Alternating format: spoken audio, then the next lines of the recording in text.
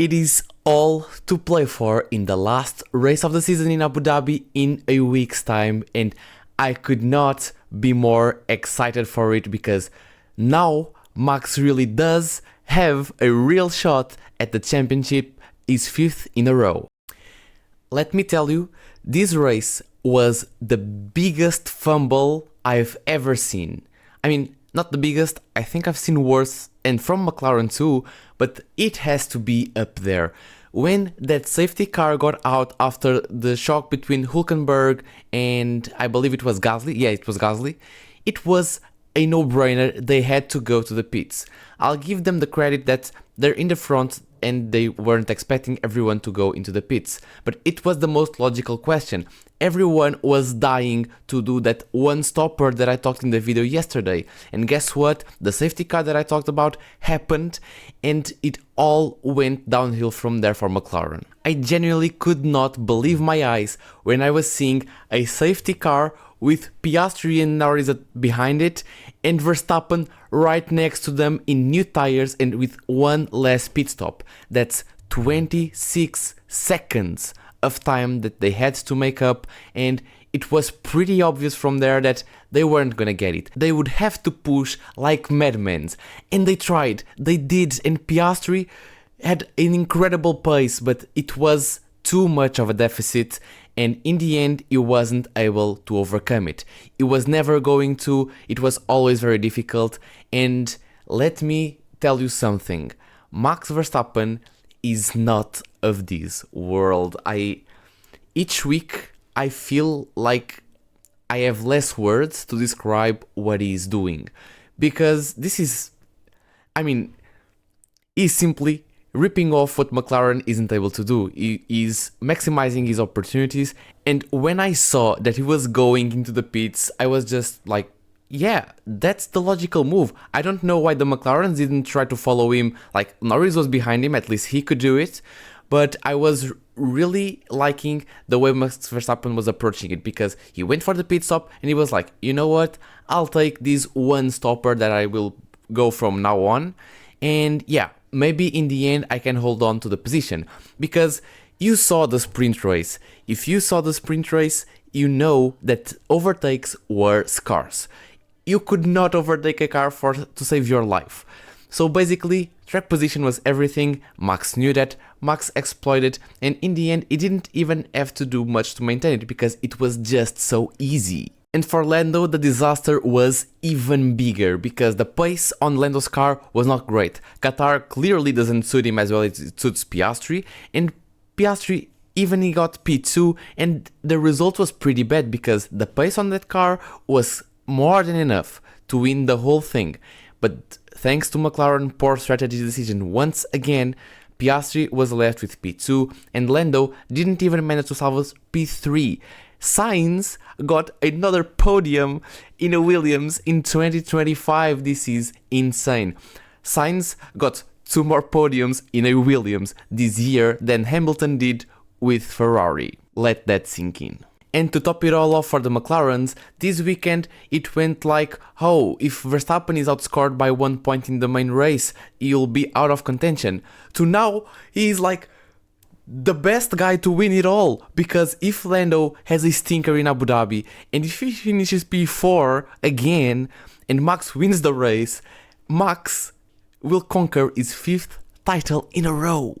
And you just know that he will drive like crazy. You knew, looking into his eyes today on the flash interview after the race, that he was barely able to hide his grin. It was just insane. This season is insane. The way I would describe this season is, it is so bad that it's good.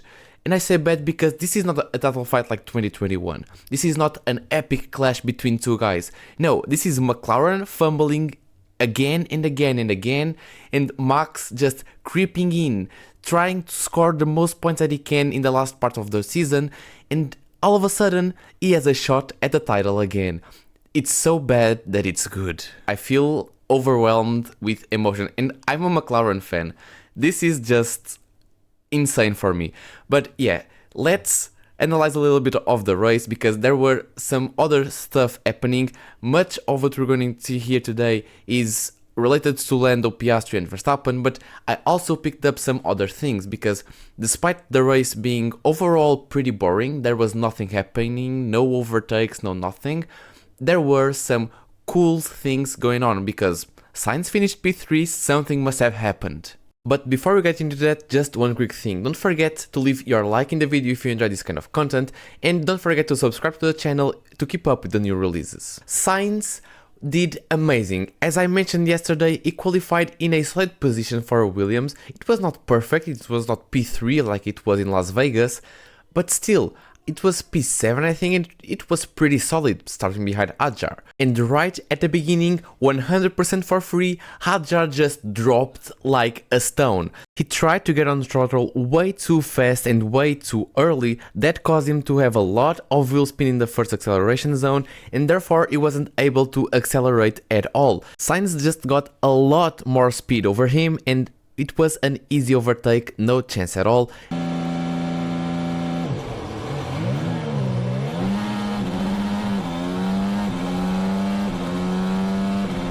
But that was arguably the easy part of the job really, because in front of him, to get into P3, he had to overtake two Mercedes, Antonelli and Russell, with Russell being the first, and the opportunity would present itself in turn 2, because basically Russell had a really poor start, giving away one place to Antonelli, and then in turn 2, he was having a little bit of a problem with the car stepping out a little bit and he having to correct it. So Sainz just took advantage of that and took the place. And the data from the start, they're around 20 seconds, which is when they were in turn 2. Basically, Russell tries to go on throttle really fast, but he isn't able to, so he has to slow down, and that's the moment where he catches the car, while Sainz is just able to power down much better and gain a lot more speed over him and just passes him like it's nothing. And you can copy that and paste it in turn 4 when Alonso went by Russell exactly for the same reasons with a very similar incident. So Sainz was now P5, but he still had to overtake two cars to get into P3, and the first of them was Antonelli. So how did he do it? In the pit stops, because Mercedes was double stacking, and the pit stop for Antonelli was not bad in itself, but he was stuck because there were so many cars behind him coming along the pit lane that he was not able to find a spot to go out in, while he was able to. So he basically overtook him in the pit stop, and then he got P4, and incredibly, Antonelli didn't have the pace to challenge a Williams. He was on merit keeping P4 for most of the race. And just like that, he was P4, but there was still one more, and he had to clear a McLaren. So we have to basically take a look at how did he manage to keep in front of the McLarens that were so much quicker than him. And okay, in theory, the McLarens had to do one more pit stop, yes, but still the car is so much faster that over 57 laps, they would comfortably make up those 26 seconds. But Norris could not, and we'll see right now why. Between lap 30 and 57, McLaren had a very important decision to make: when to stop his drivers, especially Lando, because he was a little bit more slower than Piastri per lap, and that was a big disadvantage. So basically they had to make a decision. Either they pit him early, closer to the pit stop of the other guys, to make him go faster more or less alongside them, or they would try to build up that gap and then hopefully build up enough of a margin that Norris could come out of the pits without having to overtake anybody. Even though the McLarens were pushing for most of the race, Norris was not really much faster than Antonelli and Sainz on a one-stopper. Even after he pitted for new tires, he was only quick until he was stuck behind the DRS of Antonelli, and he was not able to make an overtake, and the main straight was not long enough for him to try and go for the gap in turn 1. It's a very short braking zone and it provides very few opportunities, and the McLaren top speed is bad. It's simply like that, it's bad. So he was not able to make an overtake, but the times Sainz was doing, at a point it was almost on par with Verstappen, which is simply amazing for a Williams. In their overall pace, Sainz is just the 5th fastest, and he managed to end in front of the guy that was 2nd fastest overall because of the 2 stops. So basically, Sainz's success in this race is mainly due to 2 reasons. The first one, good strategy and opportunistic moves, and the second one is just be fast, because he was fast. And I think it deserves to be made a honorable mention for one of the drivers that I think was doing a very good race, and that is Nico Hülkenberg, because he started on the softs, a strat they are defended yesterday that could be viable. He was doing it with the safety car. It definitely was a good strategy, and I wish more guys have tried it, and he was making overtakes. He made an overtake on pace to Charles Leclerc in a Ferrari. A Sauber overtook a Ferrari. Insane scenes to me.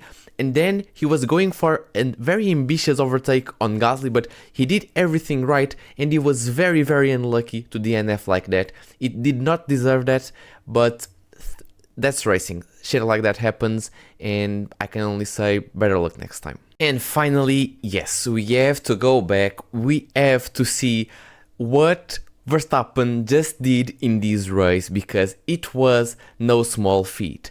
Basically, I want to take a look between laps 30 and 57. Max had to pit for his last pit stop in lap 32, while the McLarens did so around lap 44-45. And you look at the beginning of the hard stint on Max and you go, well, he's not going that much quicker than the McLarens on whole tires. Maybe the McLarens just have it in the bag. But when the McLarens pit for their second set of tires, or in this case third set of tires, second pit stop, they were not able to go faster than Verstappen. Even Piastri, the fastest of the McLarens, that was having the best weekend that he's had in, I don't know, many months, in a track that he loves, he was not able to go faster than Verstappen consistently enough to close the gap. And then that was it. Verstappen basically won the race without being challenged whatsoever. The pace on the Red Bull on a weekend that started pretty poorly with P6 in the sprint qualifying ended up with Verstappen just 12 points away from the lead into the last round, into Abu Dhabi, and it's all to play for. This was such a boring race, but it became interesting just because of the absolute fumble that the McLarens did, and I don't know how Abu Dhabi is going to be. Personally, it's not usually my favorite track, but with the stakes so high, I'm expecting something good. And thank you for being over there, and I hope to see you in the next video to close up this championship in the best style possible. So I'm counting on you. Don't forget to leave a like, to subscribe to the channel, and I'll see you next week in Abu Dhabi.